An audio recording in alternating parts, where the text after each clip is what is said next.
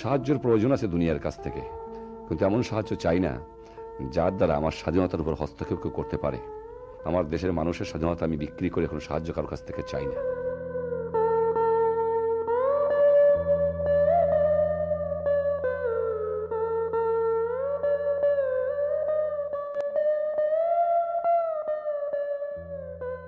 মাত্র কিছুদিন হলো আপনি দেশের শাসনভার নিয়েছেন। এই পর্যন্ত আপনি দেশের ক্ষয়ক্ষতি নির্ধারণের এবং দেশের যেসব প্রয়োজন এবং সমস্যা আছে এগুলোর অগ্রাধিকার নিরূপণের কোনো সুযোগ পেয়েছেন কি আপনি? নিশ্চয়ই আমাদের সরকার কাজ করছে, আর ড্যামেজ যা করেছে সেটা সত্যিকারে বড় কষ্টকর। তবে এটুকু বলতে পারি যে বর্বর পাকিস্তানি হামলাকারীরা আমার 30 লক্ষ লোককে প্রায় হত্যা করেছে। বেশি হবে, কম না, 30 লক্ষের প্রায় 2.5 কোটি 3 কোটি ঘর বাড়ি জ্বালিয়ে দিয়েছে। আমার খাদ্য যে গুদাম ছিল সেগুলো ধ্বংস করেছে, আমার রাস্তাঘাট রেলওয়েকে ধ্বংস করেছে, এমনকি কারেন্সি নোট পর্যন্ত জ্বালিয়ে দিয়ে গেছে। ক্ষয়ক্ষতিপূরণ কী বলবো, একটা জাতকে ধ্বংস করার জন্য যা প্রয়োজন সব কিছু তারা করে গেছে।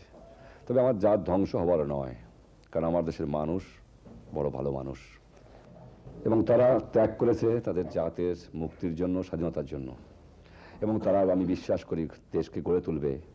তাদের রক্ত দিয়ে হলেও তাদের দেশকে গড়ে তুলবে। বাংলাদেশ স্বাধীন সার্বভৌম রাষ্ট্র, বাংলাদেশ এসেছে দুনিয়াতে, এবং যতদিন দুনিয়া থাকবে বাংলাদেশ থাকবে। এবং যে আদর্শের জন্য বাংলাদেশ স্বাধীন হয়েছে, বাংলার মানুষ ত্যাগ স্বীকার করেছে, জাতীয়তাবাদ, সমাজতন্ত্র, গণতন্ত্র এবং ধর্মনিরপেক্ষ রাষ্ট্র, সে আদর্শের জন্য আমার দেশের 75 মিলিয়ন জনসাধারণ কাজ করে যাবে, সে বিশ্বাস আমার আছে। আমি সাহায্যের প্রয়োজন আছে দুনিয়ার কাছ থেকে, কিন্তু এমন সাহায্য চাই না যার দ্বারা আমার স্বাধীনতার উপর হস্তক্ষেপ কেউ করতে পারে। আমার দেশের মানুষের স্বাধীনতা আমি বিক্রি করে কোনো সাহায্য কারোর কাছ থেকে চাই না। সাহায্য চাই নিশ্চয়ই, যদি কেউ নিঃস্বার্থভাবে আমার মানুষকে সাহায্য করতে চায় তাতে প্রস্তুত আছি। আমার দেশের মানুষ ত্যাগ করেছে, ভবিষ্যতে করতে রাজি আছে, কিন্তু স্বাধীনতার বিনিময়ে আমি এমন কোনো সাহায্য কারোর কাছ থেকে চাই না।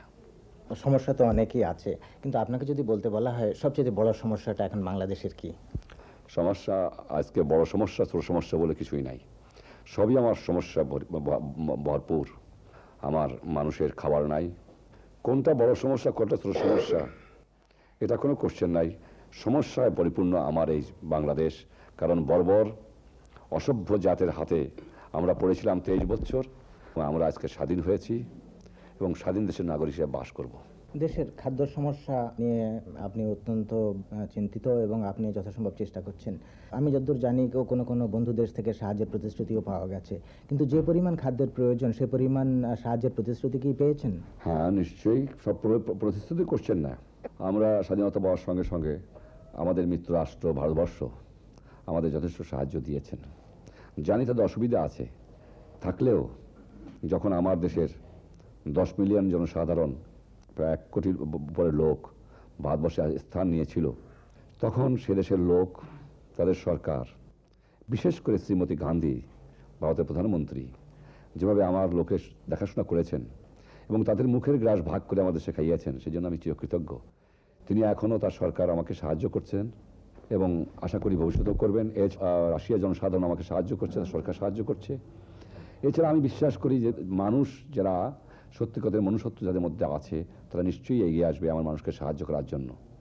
হ্যাঁ, আমার মানুষ তো কষ্ট করেছে সারা জীবন। গত সাইক্লোনে 10 লক্ষ লোক মারা গিয়েছিল। দুনিয়া এগিয়ে এসেছিল আমার মানুষকে সাহায্য করার জন্য। দুঃখ তো আমাদের কপালে আছে, নতুন দেশ গড়তে হবে, কষ্ট আমার লোক করবে, সত্যি কথা, কিন্তু এমন ভয়াবহ অবস্থা না যাতে আমরা টিকে থাকতে পারবো না।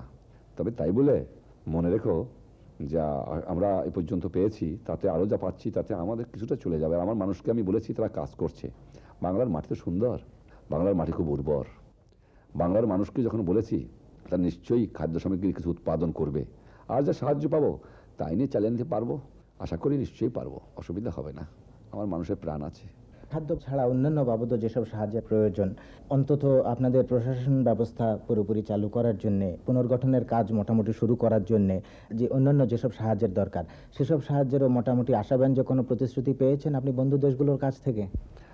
যারা আমাদের ভালোবাসেন তারা তো নিশ্চয়ই সাহায্য করতে এগিয়ে আসতেছেন, তবে জানি না কেনা কতদূর করবেন।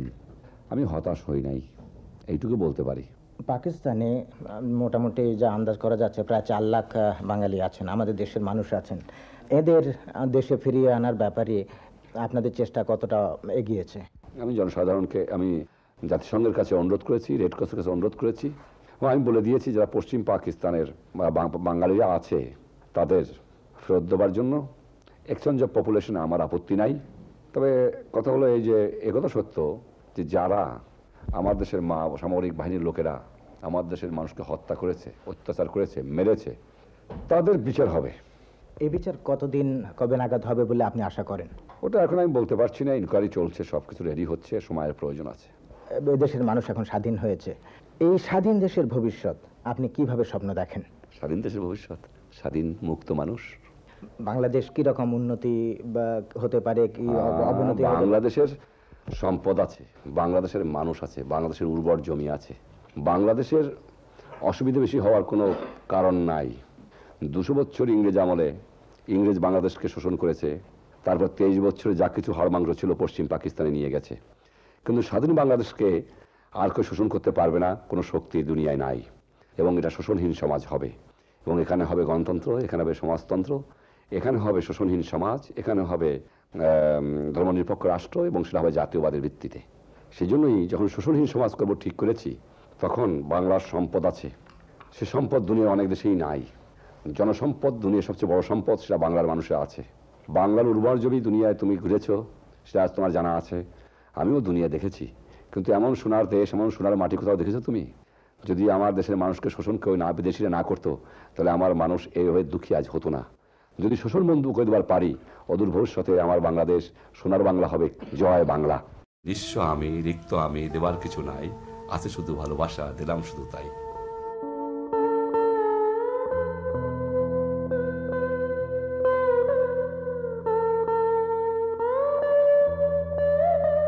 পাকিস্তানের ডেমোক্রেসি কোনদিন সুযোগ পায় নাই। যদি 1947 সালের থেকে যদি সাধারণ নির্বাচন হতে আরম্ভ করতো, তাহলে যে দেখা যেত যে ডেমোক্রেটিক ট্রেডিশন এদেশে গড়ে উঠতো। এবং আমি মনে করি পাকিস্তানের জনসাধারণ গণতন্ত্রে বিশ্বাস করে, এবং তাদের সে ট্রেডিশন রয়েছে, এবং ভবিষ্যতে যদি দেশের জনসাধারণের প্রতিনিধির কাছে সর্বময় ক্ষমতার অধিকার দেওয়া হয়, যদি কেউ নতুন নতুন এক্সপেরিমেন্ট করার সৃষ্টি করা না করেন, যারা বারবার ক্ষমতায় এসেছেন তারা অনেকেই নতুন নতুন গণতন্ত্রের ব্যাখ্যা দেওয়ার চেষ্টা করেছেন, যে গণতন্ত্র দুনিয়ার কোনো ইতিহাসে দেখা যায় না, এবং এরা পাকিস্তান একটা এক্সপেরিমেন্ট গ্রাউন্ড ফর ডেমোক্রেসি হয়ে পড়েছেন সাম অফ দি ডিক্টেটার্স। এই জিনিসটা যদি বাদ দিয়ে যদি নির্ভুল গণতন্ত্র দেশে প্রতিষ্ঠা করা হয়, গণতন্ত্রের মধ্যে ভুল হতে পারে, গণতন্ত্রের মধ্যে দেরি হতে পারে। গণতন্ত্র এমন একটা জিনিস যেটা আস্তে আস্তে গণতন্ত্রের মাধ্যমেই তার ভুল ত্রুটি দূর হয়ে দেশের মঙ্গল হয়, অমঙ্গল হয় না।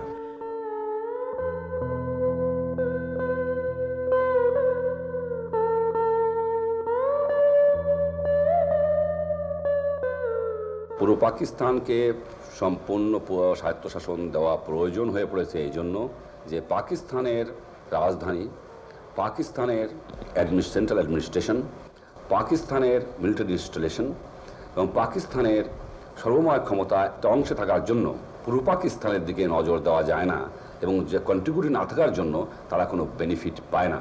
যে জন্য পূর্ব পাকিস্তানের আর্থিক অবস্থা দিন দিন খারাপ হচ্ছে। পূর্ব পাকিস্তানের জনগণের মত হলো এই যে আমরা কারো কলোনি বা মার্কেট হতে চাই না, আমরা চাই পাকিস্তানের নাগরিক হিসাবে বাস করতে। এটাকে যদি কেউ শক্তি দিয়ে দবাতে চেষ্টা করেন, তাহলে তিনি ভুল করবেন, তিনি পাকিস্তানের ক্ষতি করবেন।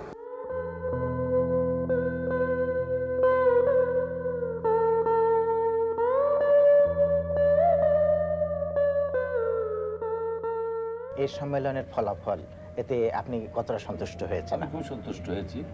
সমস্ত দেশের লিডারদের সঙ্গে আলোচনা হয়েছে দুনিয়ার সমস্যা নিয়ে, অর্থনৈতিক, রাজনৈতিক। তাতে একটা জিনিস দেখা গেছে যে নিজের মধ্যে আলোচনার মাধ্যমে আমরা বুঝতে পারি যে দেশের দুনিয়ার অবস্থাটা কি, এবং তাতে কি কি এক্সট্রা ফিউচার আমরা নেবার পারি সেদিকে একটা নজর দেওয়া হয়েছে।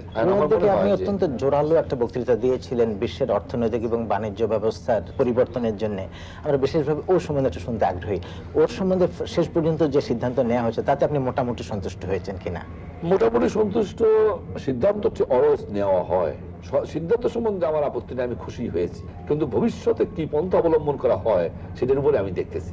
যেভাবে মোটামুটি সিদ্ধান্তটা নেওয়া হয়েছে তাতে আপনি মনে করছেন ঠিক দিকে এগোচ্ছে? এগোবে, আশা করি এগোবে, কিন্তু বোঝা তো কষ্টকর। আমরা গরিব দেশ, আমরা ভালো কথা বললেও অনেকে খুব ভালো কথা বলে সেটাকে ধন্যবাদের সঙ্গে গ্রহণ করেন, শেষ পর্যন্ত কাজে কতটুকু পরিণত হয় সেটাই ভাববার কথা। তবে সবচেয়ে বড় জিনিস হলো কি, যে যত কথাই বলি না কেন, নিজের পায়ের উপর দাঁড়াতে হয়। ভিক্ষুকের জাতের কোনো ইজ্জত নাই, সেই জন্যই নিজের পায়ে দাঁড়াবার জন্যই আজ বাংলাদেশের এই পরিবর্তন আমাকে করতে হবে। আচ্ছা, তো ওগুলোতে আমরা আসছি। আচ্ছা, যে গোটা কমনওয়েলথের নেতাদের সঙ্গে আপনি কথাবার্তা বললেন উপমহাদেশের সম্পর্ক স্বাভাবিক করার ব্যাপারে, এদের সকলেই আগ্রহশীল, সবাই আগ্রহশীল, সবাই আগ্রহশীল, আমরা আগ্রহশীল বলেই আমরা পাকিস্তানের সঙ্গে এবং উপমহাদেশের সাউথ ইস্ট এশিয়ার সমস্ত কান্ট্রির সঙ্গে বন্ধুত্ব কামনা করেছি। যেই জন্য বাংলাদেশের যে 30 লক্ষ লোক জীবন দিল, 1 কোটি লোক দেশ ত্যাগ করে গেল, আমার বুদ্ধিজীবী যে হত্যা করা হলো, তারপরেও বাঙালিরা পাকিস্তানের 95,000 সামরিক অফিসারদের যে বন্দী করেছিল তাদের রিলিজ করলো। 195 জন যারা মানুষকে হত্যা করেছে, মা বোনকে রেপ করেছে, তাদেরও আমরা মাফ করে দিলাম। এই উদ্দেশ্য নিয়ে যে শান্তি চাই, কোন দুঃখের বিষয় পাকিস্তান এগিয়ে এলো না। আমাদের যে সমস্ত অ্যাসেট ছিল সেগুলো কিছুই আমাদের ফেরত দিল না। আচ্ছা, সে ব্যাপারে পাকিস্তানের সঙ্গে বাকি যেসব সমস্যাগুলো বাংলাদেশের আছে এগুলোর সমাধানের ব্যাপারে কমনওয়েলথ নেতাদের কাছ থেকে কোনো আগ্রহ, তারা কেউ অগ্রণী হওয়ার কোনো চেষ্টা করছে? অগ্রণী এই সম্বন্ধে একটা ডিসিশন নিয়েছি আমরা, যে সকলে চায় যে পাকিস্তান আমাদের অ্যাসেট ফেরত দিক।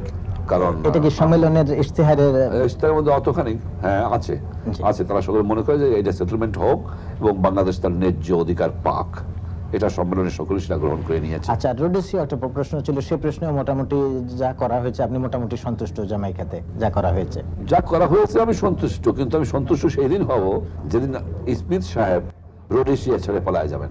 কারণ হয় তাকে মেজরিটি রুল মানতে হবে, আর না হয় তাকে সেখান থেকে ত্যাগ করতে হবে। এই বেশি দিন সে টিকতে পারবে না, কারণ ওয়ার্ল্ড এগিয়ে আসতেছে, সিভিলাইজেশনে পদার্থ আছে। মেজরিটি বিকজ আমার চামড়া কালো, সেই জন্য আমার অধিকার থাকবে না, বিকজ আমার কাছে অস্ত্র আছে, অধিকার রাখবো, সেটা রোডেশিয়াতে বেশি দিন চলতে পারে না। সম্প্রতি ভারতের সঙ্গে ফরাক্কা নিয়ে একটা মীমাংসা হয়েছে, এটাকে কি আপনি মনে করেন যে দুই দেশের মধ্যে আরো দু একটা যেসব সমস্যা আছে সেসব সমস্যা মীমাংসার পথে? এটা একটা প্রমাণ হয়েছে যে ইচ্ছা করলে যে কোনো সমস্যা টেবিলে বসে সমাধান করা যায়।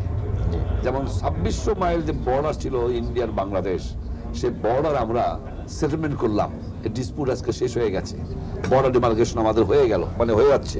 আবার ফরাক্কা নিয়ে যে এতদিন পর্যন্ত যে চিৎকার, সেটাও আমাদের টেবিলে বসে আলোচনার মধ্যে হয়ে গেছে। এইটাই প্রমাণ হয় যে উদ্দেশ্য যদি ভালো থাকে এবং যদি মানুষ চায় যে সমস্যার সমাধান করা যায় আলোচনার মাধ্যমে, তাহলে সমস্ত দুনিয়ার সব সমস্যার সমাধান করা যায় আলোচনার মাধ্যমে এবং টেবিলে বসে, যুদ্ধের প্রয়োজন হয় না। আচ্ছা, আরেকটা শেষ প্রশ্ন আপনাকে করি, যে বাংলাদেশে আপনি সংবাদপত্রের সংখ্যা হ্রাসের জন্য যে আপনি একটা উদ্দেশ্য প্রকাশ করেছেন, তাদের কেউ কেউ পুরোপুরি সন্তুষ্ট নন, তো এই সম্বন্ধে আপনি আপনার মতামত? সন্তুষ্ট হবে কেমন করে? যে বাংলাদেশের আমাদের কয়েক % লোক শিক্ষিত। তোমার লন্ডনে যতগুলো ডেলিভার না আছে, আমার বাংলাদেশে তার চেয়ে বেশি ডাবল ডেলিভার করছে, এবং সে অ্যাডভার্টাইজমেন্ট, সে কাগজ, ওদের কিন্তু আমি নিউজ প্রিন্ট তৈরি করি, এই নিউজ প্রিন্ট বিদেশে চালান দিলে আমি কিছু টাকা অর্থ পেতে পারি, যে অর্থ দিয়ে আমার যে মানুষ না খেয়ে মরতেছে, আমি তো অস্বীকার করি না, গত দুর্ভিক্ষের সময় আমার 27,000 লোক না খেয়ে মরে গেছে বন্যার পরে। এই যে লোকগুলো মারা গেল, যদি আমি আমার এখানে কষ্ট করে নিউজ প্রিন্ট বিক্রি করে কিছু খাবার আনতে পারতাম, তো অন্তপক্ষে কিছু লোকে বাঁচাতে পারতাম। এটা একটা ফ্যাশন হয়ে গেছে, ব্যবসা হয়ে গেছে একদল লোকের, তারা খালি রাতারাতি খবর বাড়ি করেই নিউজ প্রিন্ট ব্ল্যাক মার্কেটিং করে। সেই জন্যই ওটা একেবারে চরমভাবে বন্ধ করে দিয়ে, যে লোক হলাম 20% শিক্ষিত, তাতে হিসাব করলে 5% শিক্ষিত আমরা নই।